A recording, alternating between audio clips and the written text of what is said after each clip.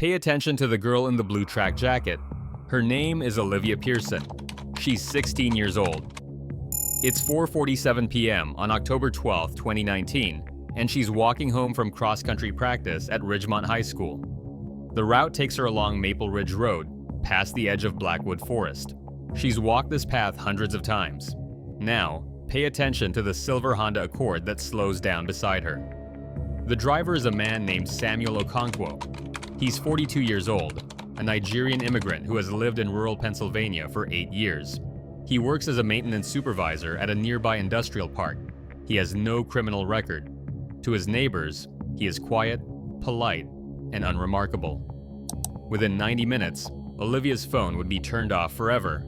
This was not a chance encounter. It was a carefully planned abduction. Olivia Pearson was a high school junior with a 3.8 GPA and dreams of running track at Penn State. She was the fastest girl on Ridgemont's cross-country team. Her bedroom walls were covered with race medals and college pennants. She kept a training journal where she logged every mile, every split time, every goal she wanted to crush. That Saturday morning, she'd posted on Instagram a photo of her running shoes with the caption, "10 miles down, infinity to go." Her mother, Catherine Pearson, had commented with 3 heart emojis. It was the last post Olivia would ever make. Cross-country practice ended at 4:30 p.m. Olivia's teammates saw her leave the school parking lot on foot. She didn't have her car. It was in the shop for brake repairs. The walk home was 2.5 miles, mostly along rural roads with sparse traffic. At 4:47 p.m., a traffic camera at the intersection of Maple Ridge Road and County Route 19 captured Olivia walking south. She was alone. She had her earbuds in and her phone in her hand. At 4:51 p.m., the same camera captured a silver Honda Accord slowing down alongside her. The footage shows the car keeping pace with Olivia for approximately 30 seconds. Then the vehicle stops. Olivia stops walking. She appears to lean toward the driver's window, as if listening to someone speak. 17 seconds later, Olivia opens the passenger door and gets into the vehicle. The Honda drives away.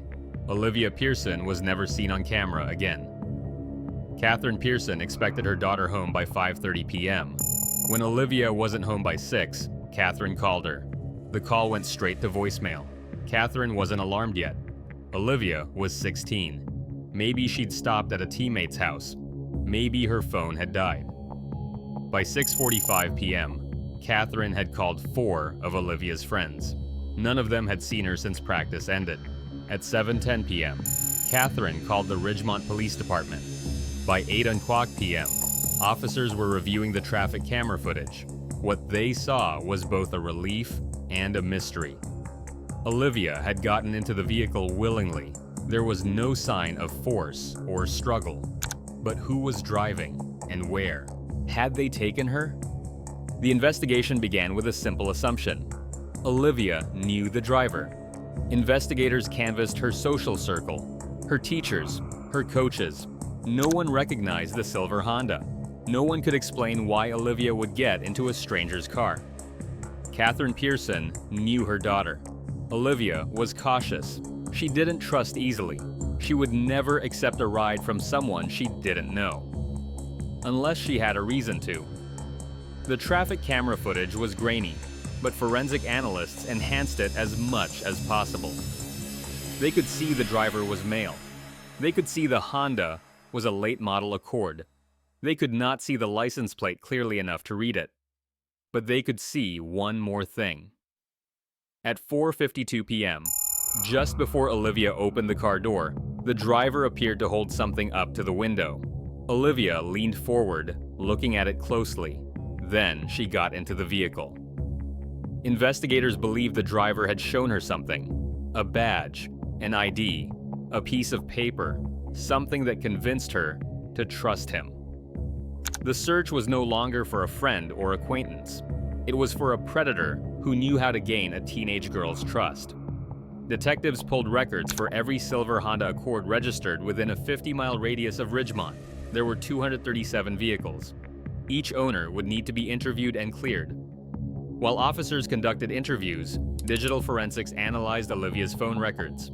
Her phone had pinged off a cell tower on County Route 19 at 4:53 p.m. At 5:02 p.m., it pinged off a tower 12 miles north near the town of Whitfield. At 6:18 p.m., the phone was turned off. The trail went cold. Catherine Pearson appeared on local news that night. She held a framed photo of Olivia in her cross-country uniform. She spoke directly to the camera, her voice steady despite the terror behind her eyes. She asked anyone with information to come forward. She asked whoever had taken her daughter to let her go. Olivia's face was on every news broadcast in Pennsylvania. Tips poured in. Most led nowhere. On October 14th, 2 days after Olivia's disappearance, a hiker found something in Blackwood Forest, approximately 8 miles from where Olivia was last seen. It was a blue track jacket. Ridgemont High School colors. There was no blood on the jacket, no signs of struggle. It had been placed carefully on a fallen log, as if someone wanted it to be found. The jacket was Olivia's. Search teams combed the forest for 3 days. They used cadaver dogs, heat-sensing drones, and dozens of volunteers. They found nothing else. Catherine Pearson watched the search from the edge of the woods. She didn't sleep. She didn't eat. She stood there, waiting for news that never came. The jacket was sent to the state crime lab. Forensic analysts found fibers, hair samples, and trace DNA. Most of it belonged to Olivia, but there was one sample that didn't. It belonged to an unknown male. The DNA was run through every criminal database. There was no match. Whoever had taken Olivia had never been arrested. He had no record. He was invisible to the system. Detectives shifted their focus back to the Honda. Of the 237 registered owners, 186 had been interviewed and cleared. 51 remained. On October 18th, Detective Laura Mendez knocked on the door of a modest rental house on the outskirts of Whitfield. The man who answered was Samuel Okonkwo. He was polite and cooperative. He confirmed he owned a silver 2016 Honda Accord. He said he used it to commute to work at the industrial park. Detective Mendez asked where he'd been on October 12th between 4:00 p.m. and 7:00 p.m. Okonkwo said he'd been at home. Could anyone verify that? He lived alone. No one could verify it. Mendez asked if she could see the vehicle. Okonkwo hesitated, then agreed. The Honda was parked in the driveway. It was clean, too clean. Mendez asked if Okonkwo would consent to a DNA sample. He refused and closed the door. Detective Mendez called for a search warrant. The warrant was issued on October 19th. Investigators arrived at Okonkwo's residence at 6:00 a.m. The search of the vehicle revealed trace blood evidence in the trunk. DNA testing would take days, but the presumptive test was positive for human blood. The search of the house revealed something far more disturbing. In a locked bedroom on the second floor, investigators found a makeshift cell. The windows were boarded over. There was a mattress on the floor, a bucket in the corner, and a chain bolted to the wall. On a desk in the same room, investigators found a laptop. The browser history showed searches dating back 3 months. How to soundproof a room, rural properties for sale Pennsylvania, sedatives without prescription. There were also bookmarked social media profiles, 12 of them, all teenage girls, all between the ages of 14 and 17. All living within 30 miles of Ridgemont. Olivia Pearson's Instagram page was one of them. This was not Okonkwo's first attempt. It was the first time he'd succeeded. Samuel Okonkwo was arrested at his workplace at 9:20 a.m. He was read his Miranda rights and taken into custody without incident. The interrogation lasted 9 hours. Okonkwo said almost nothing. He was shown the traffic camera footage. He was shown the DNA evidence.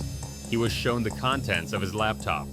He sat in silence, his hands folded on the table, his expression blank. Finally, his court-appointed attorney stopped the interrogation. Okonkwo was charged with kidnapping and unlawful restraint. Additional charges would follow pending forensic results. But one question remained unanswered. Where is Olivia? The blood found in Okonkwo's trunk was tested. It was a match for Olivia Pearson. Detectives believe she had been held in the locked bedroom for a period of time before being moved. But moved where? Okonkwo refused to speak. His attorney advised him to remain silent. Catherine Pearson made another appeal on the news. This time, she spoke directly to Okonkwo. She begged him to tell her where her daughter was. She begged him for closure. He gave her nothing. On October 23rd, investigators received a tip. A man who worked at a storage facility in Harrisburg reported seeing someone matching Okonkwo's description renting a unit 3 weeks earlier. He'd paid in cash for 6 months up front. Detectives obtained a warrant for the storage unit. They arrived at 2:00 p.m. Unit 47 was in the back corner of the facility, far from the main office. The lock was cut. The door was rolled open. Inside, they found plastic sheeting, duct tape, zip ties, and a large cooler. They found Olivia's phone. The screen was shattered, but the device was intact. They did not find Olivia. Forensic analysis of the storage unit revealed additional DNA evidence, cleaning supplies, and receipts for hardware purchases.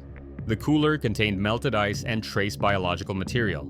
The evidence suggested Okonkwo had planned to dispose of a body, but there was no body. Digital forensics extracted data from Olivia's phone. The last message she'd sent was to her mother at 4:46 p.m. on October 12th. Walking home. Love you. The last photo in her camera roll was from that morning. Her running shoes. Investigators also found deleted text messages. Messages Olivia had never sent. Someone had been drafting them on her phone, as if planning to use it to mislead searchers. The messages were never sent. The phone had been turned off before Okonkwo could execute that part of his plan. The search expanded. Detectives combed through Okonkwo's financial records, his work schedules, his known associates. They mapped every place he'd been in the weeks before and after Olivia's abduction. On October 29th, a break came from an unexpected source. A woman named Grace Adeyemi came forward. She was a member of the Nigerian community in Harrisburg and had known Okonkwo casually through church events. She told investigators that Okonkwo had asked to borrow her pickup truck on October 13th. He'd said he needed to move furniture. She'd let him use it for 4 hours. When he returned it, the truck bed had been freshly hosed down. Detectives obtained GPS data from Grace Adeyemi's truck.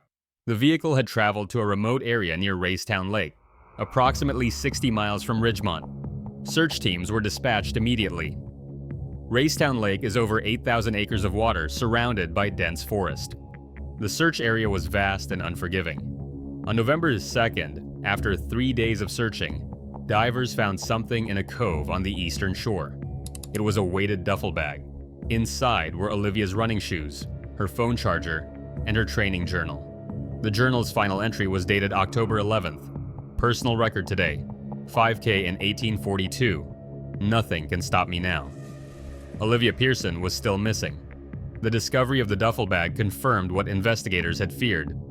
Okonkwo had brought Olivia to Racetown Lake. He had weighed down evidence and disposed of it in the water. The search continued.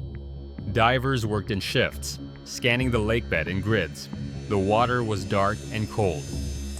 Visibility was near zero. On November 7th, they found her. Olivia Pearson's body was recovered from the lake at a depth of 43 feet. She had been weighted down with cinder blocks and wrapped in plastic sheeting. The autopsy determined she had died of asphyxiation within hours of her abduction. She was still wearing her cross-country practice clothes. Samuel Okonkwo was charged with first-degree murder, kidnapping, and abuse of a corpse. At trial, the prosecution presented overwhelming evidence: the traffic camera footage, the DNA evidence, the locked room, the laptop searches, the storage unit, the duffel bag, and the body. The defense argued that Okonkwo had come to the United States seeking a better life, had suffered from isolation and mental illness, and had acted in a moment of psychological breakdown. The prosecution's closing argument was direct. Planning is not a breakdown. This was calculated. This was predatory. This was murder. The jury deliberated for 4 hours. Samuel Okonkwo was found guilty on all counts. He was sentenced to life in prison without the possibility of parole. Catherine Pearson attended every day of the trial. She sat in the front row and never looked away. When the verdict was read, she closed her eyes and exhaled for what felt like the first time in weeks. Olivia Pearson's case led to changes in how Pennsylvania handles missing persons cases involving minors. The Olivia Alert system was implemented, allowing law enforcement to issue rapid alerts when a child is believed to be in immediate danger. Catherine Pearson became an advocate for families of missing children. She speaks at high schools about awareness and safety. She works with legislators on policy reform. She keeps Olivia's training journal on her desk. The final entry is still there. Nothing can stop me now. In Ridgemont, the cross-country team renamed their annual invitational race the Olivia Pearson Memorial Run. Her personal record still stands on the school's record board. The woods where her jacket was found have become a place of remembrance. Someone places fresh flowers there every October 12th. Olivia Pearson was 16 years old. She had dreams of running in college, of seeing how fast she could go, of testing her limits. She never got the chance, but she is remembered. She always will be.